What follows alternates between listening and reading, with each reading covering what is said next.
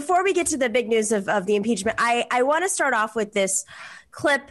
I saw it right before coming on. There was a guest on Fox News. There's so much Fox News stuff happening right now. It's like candy, but it's also horrifying because it's indicative of how we got to this point, which is why I think it's important that we watch these things.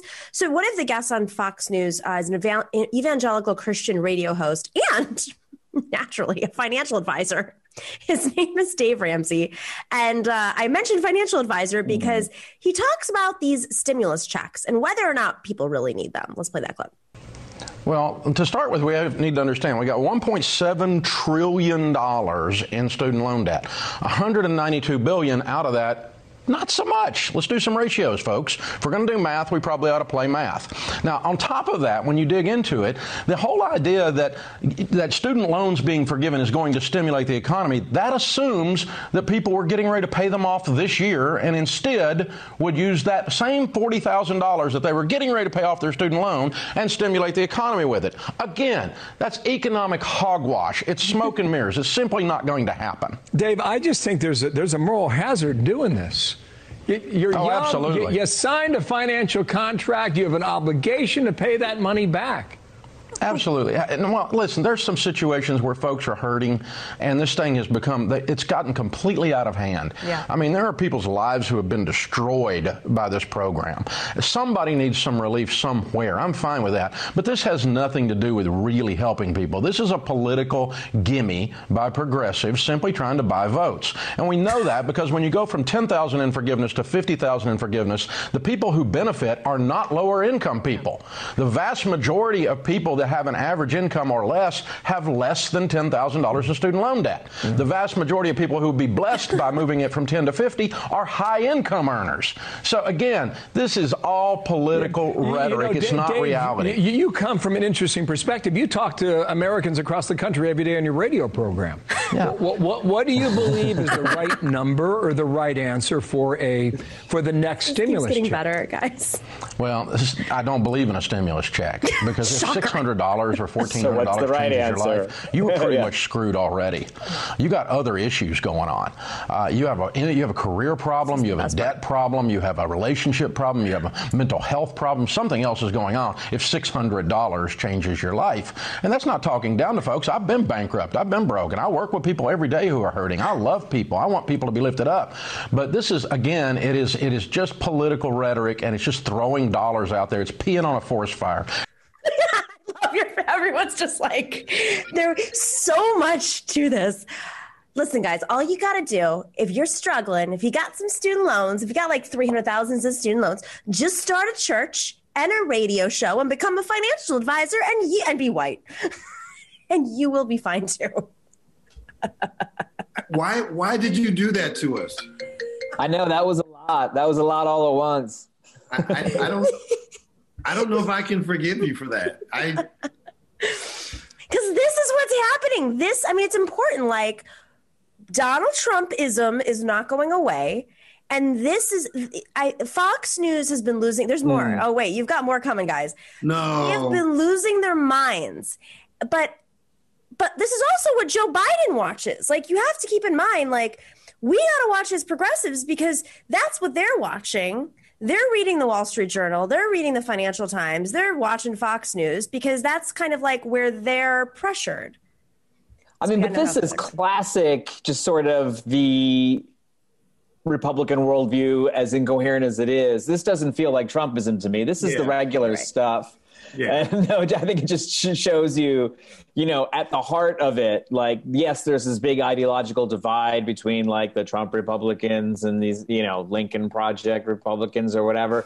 But what you're hearing here is like the sticky center that unites all of the beasts, right? Like just this idea. And the problem is, at the conclusion, you end up saying like this very reasonable thing in this derisive way, which like if you had enough pee, you could put out the fire that way. Like it's acknowledging like, yes, this could work. Ron, that's a tweet. You gotta if you had enough pee. Wow.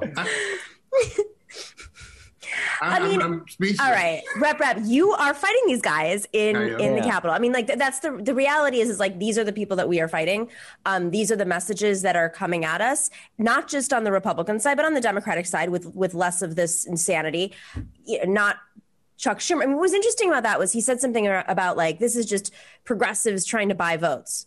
Most of the progressives that I know that are pushing this forward are in very safe districts where they don't got to buy anybody's votes. They're getting 78% of the vote, like yourself. Yeah. This is, we're talking about a wide swath of America right here. We're talking about the symptoms of a business model, the Walmartification of academia and higher education. And this is not, I mean, this is a big step in the right direction, but it does not solve the systemic issues that allow for the Walmartification of so many sectors. So, this is patently absurd. And I'm sure the polling will reveal that a large majority of folks are like, yeah, I'll do that. I'll take that, irrespective of political ideology. But I just want to go back to my colleague who they say has COVID. He's this really small government guy. Right. Nice guy, but his politics are, all about the smallest government possible and how government is the root of all evil. Yet he has a full-time job in a full-time state legislature. And when he goes home, he has really good health care. Right. We have really good benefits as full-time state lawmakers in Pennsylvania. He doesn't have to see a bill. He doesn't have to see any of that. And, that's okay for him and his family. But when we talk about just helping folks at their lowest, somehow it applies, it's okay for you. But if it's anybody else, then there's that moralistic view like, oh, well, we're just giving stuff away. And that's the essential hypocrisy of the Republican Party, right? Because if you don't believe in government, why are you even in it? Well, because they want tax breaks. That's why. I mean, you could lobby from the outside or you could lobby from the inside or you can meet your friends in between. I mean, that's what I kept seeing with that was like, this guy has no problem lobbying for his tax breaks that he didn't earn. And it was, I don't know. I just thought they were saying stuff out loud that like wouldn't be said 20, 30 years ago, but maybe I'm wrong. Well, the part that wouldn't have been said, which is maybe interesting just in terms of the trajectory of the government. And we've talked about, and of rhetoric, and we've talked about it here before, is this kind of over concern for, well, what if rich people take this? And maybe this is something good intended for real folks, but we're just going to let the privileged take advantage of it. I don't think that's something you would have heard 50 years ago because they wouldn't have cared. It would have been just like, people who want stuff are bad. Mm-hmm. Now I think they are finding sort of things that seem to work with their more angry and maybe more populist membership that is a little flavored slightly differently. Like that was definitely normally would have been up to a 4 and here was up to a 7. You know what else kind of, it felt like there was a little bit of a dog whistle of, because the Fox viewers, many of them might have student loans, probably have student loans, probably have debt, probably would like those $1,400 stimulus checks or $600 or $2,000, whatever it is. My guess is the majority of Fox News viewers do qualify and want them.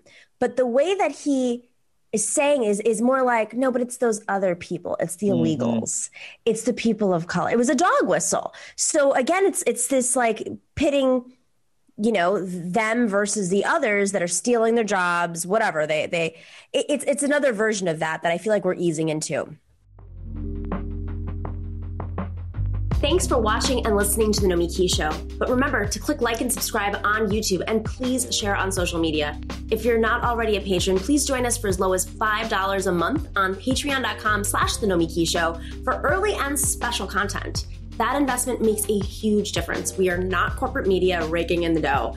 It's really you guys that are keeping us going. So please consider being a patron. And to our current patrons, thank you so much. We are incredibly grateful to you. We also now have swag.